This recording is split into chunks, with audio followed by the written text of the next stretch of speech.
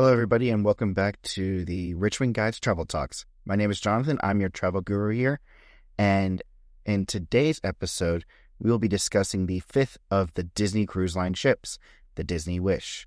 But before we begin, I wanted to first start off by saying Happy New Year, and with this episode coming out on New Year's Day, we are going to be having multiple episodes coming out over the next month at least.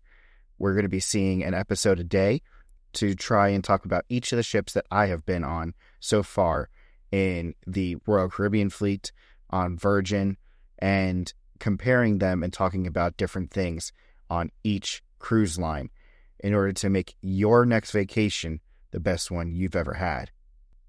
So let's begin discussing about the Disney Wish. Now, the Disney Wish is I'd say relatively new ship because obviously it's not the newest. The Disney Treasure is. But with the Disney Wish, it came out on July 14th, 2022 was its maiden voyage. If anybody had paid attention, you probably had known that the Disney Wish was supposed to begin its cruising in June, but it ended up starting its cruising in July. Now, when comparing the Disney Wish to the Disney Dream and the Disney Fantasy, the size is actually not much of a difference when you look at the physical size of the ship. When you look at the Disney Wish, it is 1,119 feet long. When you think about it, it's only a few feet longer than the Dream and Fantasy, which, when I was doing my research, seemed very odd. I thought it was actually much longer. But also the width is a little bit wider, 128 feet wide, and the sheer mass, the gross tonnage, 144,000 gross tons for the Disney Wish. Now, it is a little bit bigger size-wise overall when you look at it from front to back, from bow to stern, with 18 decks overall, 15 of those being passenger decks, and the capacity is significantly higher than the Disney Dream and Fantasy at 4,000. The Wish has capacity of 5,555, with just a little bit more crew of 1,555. At least those are what the numbers out right now. And what you got to keep in mind is when they designed the Disney Wish, they actually designed far more staterooms to be multi-passenger staterooms. So the number of staterooms are only a few more, but the sheer capacity is significantly higher. And we'll talk about that on a similar ship in the near future. Now, when you look at the horns, this is the feature that I've already talked about that makes one of the things that easily tells Disney apart from the rest is their specialty horns. They have all the same horns as the Disney Dream and the Disney Fantasy on the Disney Wish. Now, the Disney Treasure introduced a few more horns, and unfortunately, I have not been on Treasure. I've only seen videos of it and heard some of the videos from it. But unfortunately, I don't have any audio clips for what they may bring from the Treasure to the Wish on the horn accompaniments. The Disney Wish is an amazing ship, beautiful technology, beautiful design, and it actually works pretty well with a 3 and 4 night cruises out of Port Canaveral. When she came down to Canaveral, she replaced what the Dream was doing, the 3 and 4 nighters going to Nassau, going to Castaway Cay, and on the 4 night cruises having that extra day at sea. Now, when they developed the Disney Wish, they changed up all the restaurants. There was nothing similar that came from the original 4 ships. They introduced a new main restaurant in the Grand Hall space. We'll talk more about Grand Hall a little bit later. They introduced 1923. Now, this is a split restaurant in which there's 2 sides. You have the Walt side and the Roy side. They have served the exact same food. Amazing, amazing food options in here. A classic like steakhouse kind of feel in it when you have a lot of different variety in there. And the artwork is just phenomenal. A lot of the artwork that they have in there are either duplicates of things over the years from different films, or you can even find pictures and stuff of Walt and Roy in their respective sides. They also introduce the Worlds of Marvel, and this is in the back on deck 4. And when you go into this area, it's split into two sides, similar to how the 1923 is. You get the exact same experience on both. Now, when I first went on the Disney Wish, they had it's the exact same show, but the difference is which character is at that you actually get to see, quote unquote, see or meet on the cruise itself. And you're in a whole experience with these newer characters. You've got Ant-Man and the Wasp, you've got Miss Marvel, you've got the new Captain America, which he's actually just Falcon in there. And then you also have Spider-Man is kind of involved. They kind of tied the story in with that. When I first went, you had Ant-Man and the Wasp both came in. And then you also, on the newer version of it, you have Spider-Man comes in, you can see them. They made the menu for this quite interesting because it is different places from around the world, like the different locations. Like you had some foods that were from like Wakanda, some foods that were from the US, like New York style, or it was a pretty unique menu and it was pretty cool to see it. And the desserts were quite interesting as well. The other restaurant, and this was by far my favorite one, was the Arendelle, A Frozen Dining Adventure. In this, you have a group there that actually sings and plays music throughout the whole time frame. And you also can see Anna, Elsa, Olaf is there. You also have Oaken, and you have Kristoff. So they all come through, and you can see them as they go through. And the food options for Arendelle Frozen Dining Adventure are pretty cool too. And you can actually see out the back of the ship, because this is on deck 5 aft, and it's those massive glass panels you can see on the back of the ship. So it's quite neat to be able to look out there.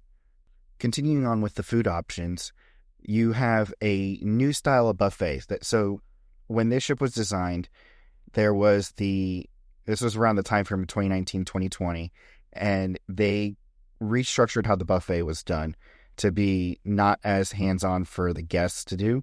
Instead, they go to like different stations and the food is handed to them, or it's given to them with like tongs and stuff onto their plates.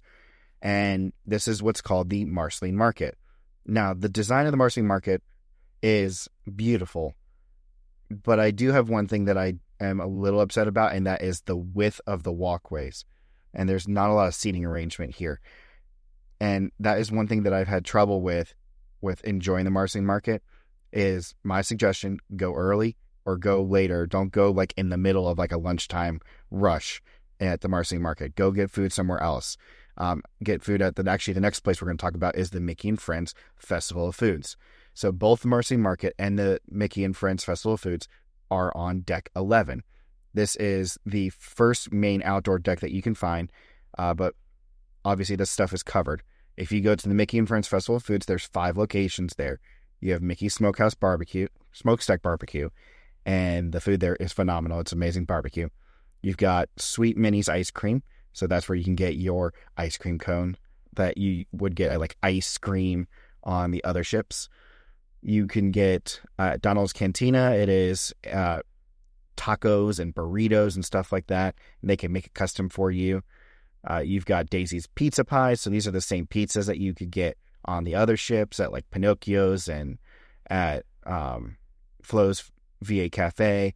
You also have Goofy's Grill, so you can get burgers and chicken tenders and stuff like that. So you've still got your typical stuff at Goofy's Grill.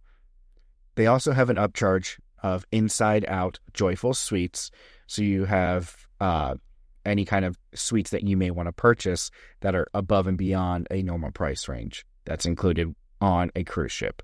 Now, before we get to the stores and we get to the salons, extras, and the kids stuff, I want to talk about when you enter this ship. So when you get on this ship, instead of having what they call the atrium, they call it the Grand Hall. So just like on any other cruise ship, you walk in and they announce your name, as you walk into the Grand Hall, and they actually hand you a wand with a star on it because you actually have the wishing star on the ceiling. If you actually look up at the ceiling, you'll see a few different details on this, and there's a whole stage area as well, a massive staircase. You'll have Cinderella as a statue, and you also can find Jaq and Gus Gus are going to be there, and Lucifer the cat going after Jaq and Gus Gus, and you have Cinderella's slipper. If you look around, the details are just amazing here in the Grand Hall. And every night they have the goodnight kiss, or kiss goodnight is how they say it. And it is a beautiful sight in there. And there's storytelling and some other items here that happen. And I'll go into a little bit more a little bit later. Now let's get into the stores. Some of you are wondering like, oh, where can I purchase stuff? You still have Mickey's Main Sale and you have Shutters. These are in a little bit different place. Mickey's Main Sale and Shutters are on deck 5. You can purchase your typical Disney stuff, Disney Cruise Line stuff, and some other extras if you forgot to get something. Like if you need like Advil or Benadryl or something like that, you can easily get that. You also have on deck 3, you have multiple different stores up by the Walt Disney Theater. You have Treasures Untold, which is based off of Little Mermaid, and there's a wide variety of options in there. You have Three Wishes, Once Upon a Time, Royal Regalia, and Enchanted Castle Jewels. These are all different options of, like, you can see different things in there. You've got jewelry, you've got watches, you've got handbags, it's a wide variety of stuff that you can find there. Going up one deck, you also have the Bibbidi Bobbidi Boutique. So just like on the other ships, you have where you can schedule a time for your kids to become a princess, or when it's pirate night, the Pirates League, they can become pirates.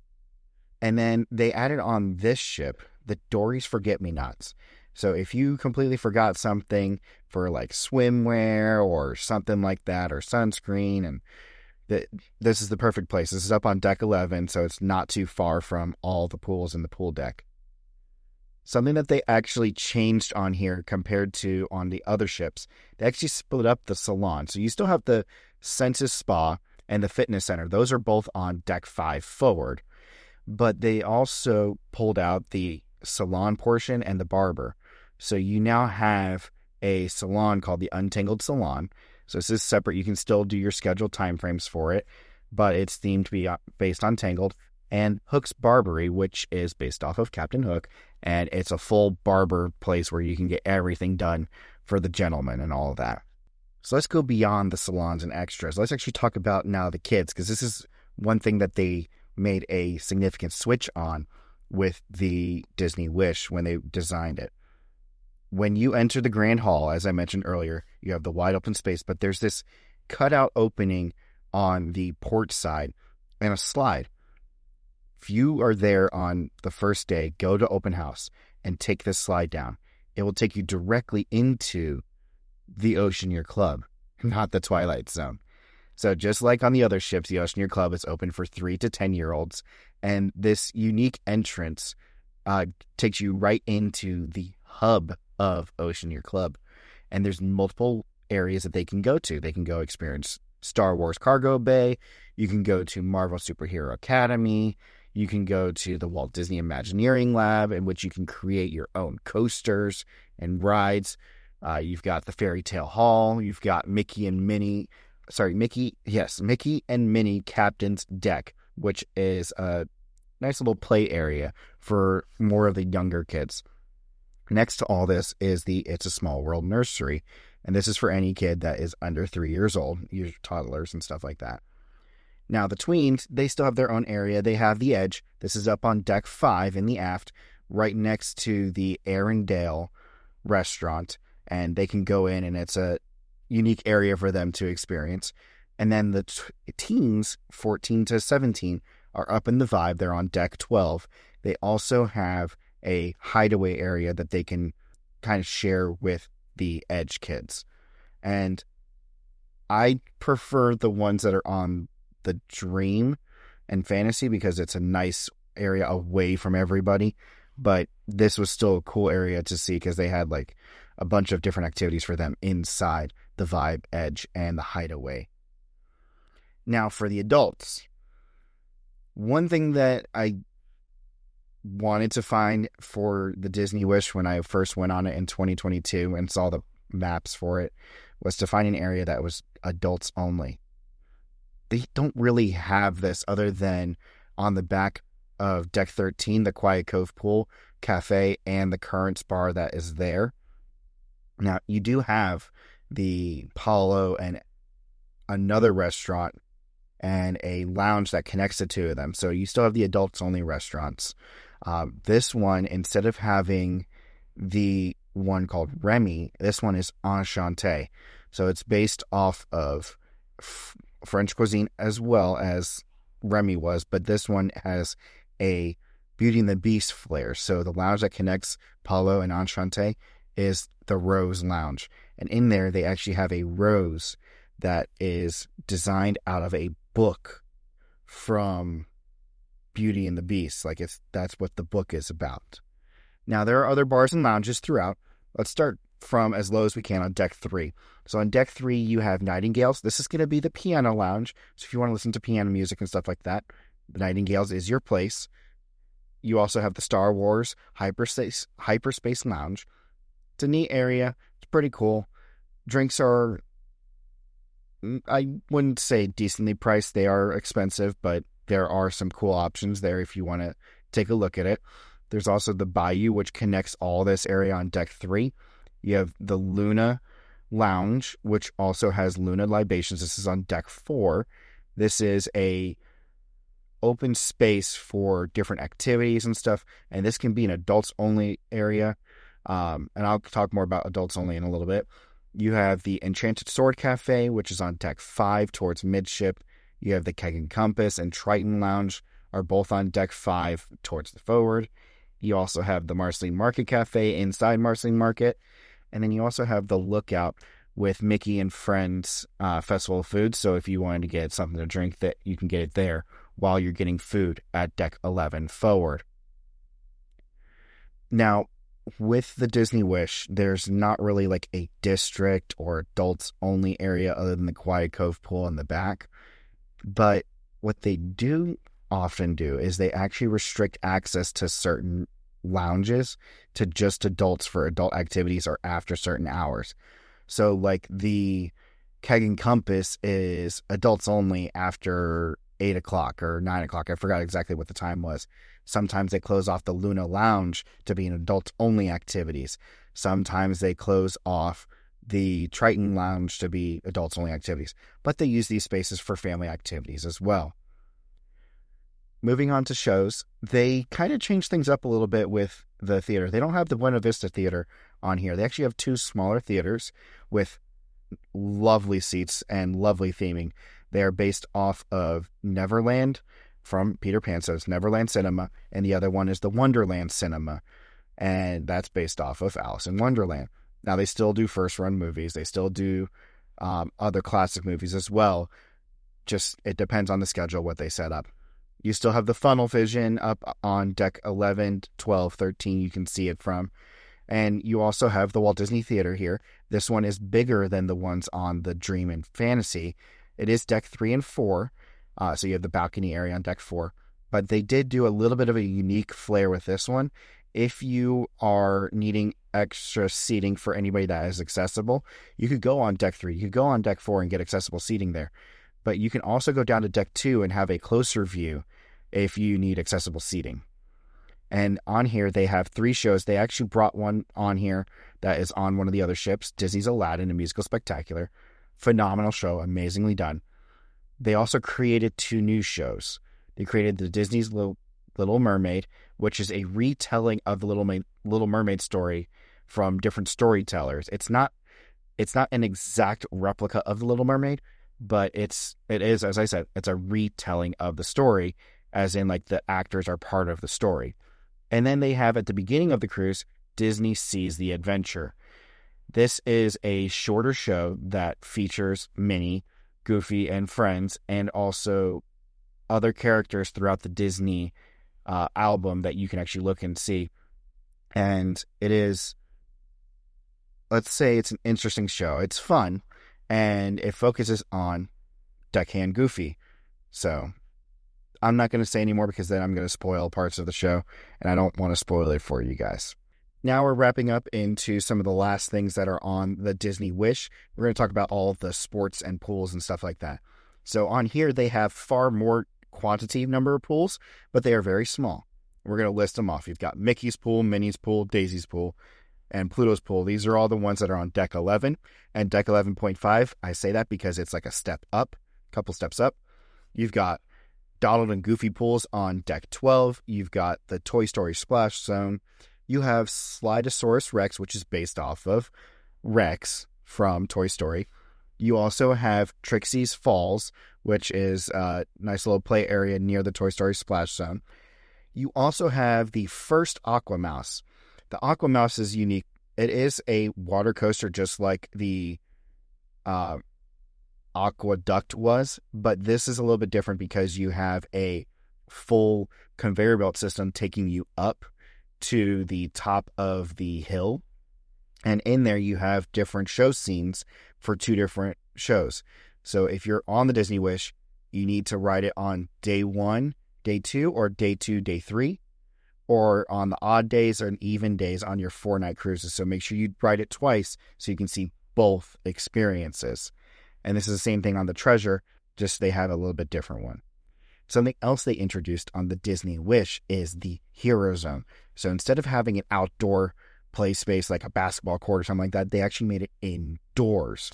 So with this, they actually created something new as well, and they created the Incredicourse experience.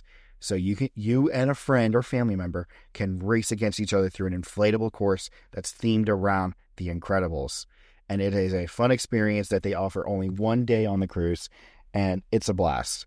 But you can also use that space for basketball, for like indoor soccer. They can do a bunch of different activities in there, and it's all kind of scheduled out. And sometimes the teens have it, sometimes the kids have it. So just keep an eye out on your app through the Disney Cruise Line app to see if anything changes. And of course, like on every single Disney cruise ship, they have Pirate Night with amazing fireworks that are launched from both stacks, from the forward stack and the aft stack. And it is an amazing, amazing thing to see. My suggestion, stand on the port side of the ship and look up through the Aquamouse and above the Aquamouse, and you'll be able to see the fireworks and the show. This is near Daisy's pool, would be actually one of the best views to get for Pirate Night on the Disney Wish. That is pretty much a full crash course. I know this episode is going long. It's well over 20 minutes, and that's okay. These episodes, I want to be as detailed as I can, but as fluent as I can for you guys with all the basics of each ship. And the Disney Wish is a beautiful ship.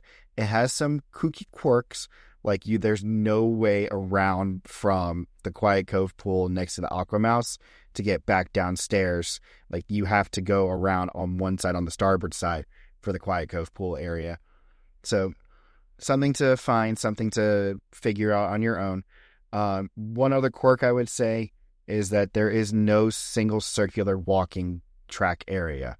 Like there's no one place that you can go around in a circle and stay on the same deck. It's interesting, and to say the least, I hope that changed a little bit for the Treasure, but we'll see. But other than that, I hope you guys enjoyed this episode today.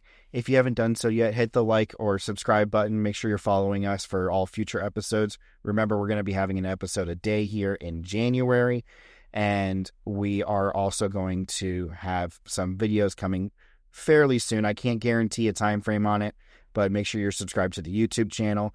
Make sure you find us on Facebook, Instagram, Twitter, X. We're also on TikTok. I'm going to try and have some videos coming up there sometime soon as well. I hope you guys have a great day, a great week, and if you're on break right now, enjoy the last few days you have of winter break. And also, once again, Happy New Year, and I will see you guys in the next adventure. Bye-bye, everybody.